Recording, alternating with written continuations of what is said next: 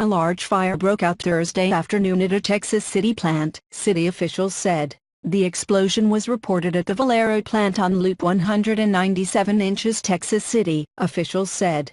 Witnesses said the explosion happened around 4:45 p.m. Fire officials from Texas City as well as Valero's personnel are on site working to contain the blaze. Texas City Emergency Management sent an automated messaging around 5:30 p.m. saying light hydrocarbons were on fire at the Valero plant. The company said all of their personnel are accounted for, and no injuries have been reported, according to city officials. Michael Larson, who was working at a Marathon oil plant nearby, said his plant is under a shelter-in-place order still as of 5:30 p.m., nearly an hour after the explosion. The whole building shook, Larson said.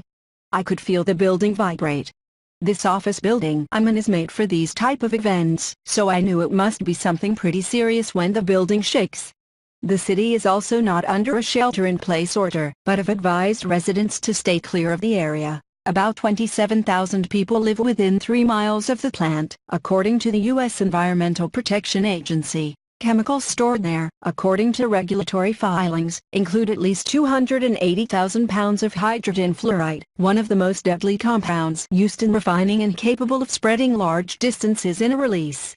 It's a frequent target of reformers advocating for the use of safer chemicals. In the site's risk management plan, a worst-case scenario involves a release of hydrogen fluoride traveling up to 22 miles. The refinery uses millions of pounds of flammables, too. A boiler failure at the refinery in 2009 left one man dead from blunt force trauma and 2 other workers hurt. The refinery has no chemical safety violations from the Occupational Safety and Health Administration in the last 5 years.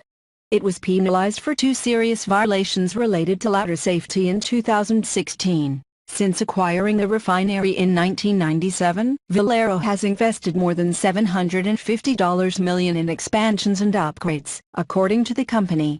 It employs about 480 people, and the workforce is not unionized. Disruptions to the refinery could ripple beyond Texas City. The plant provides feedstocks to Valero's other Gulf Coast operations, and it's connected by pipeline to the Valero Houston refinery. The Texas Commission on Environmental Quality has penalized the plant at least 24 times for air permit violations since 1997.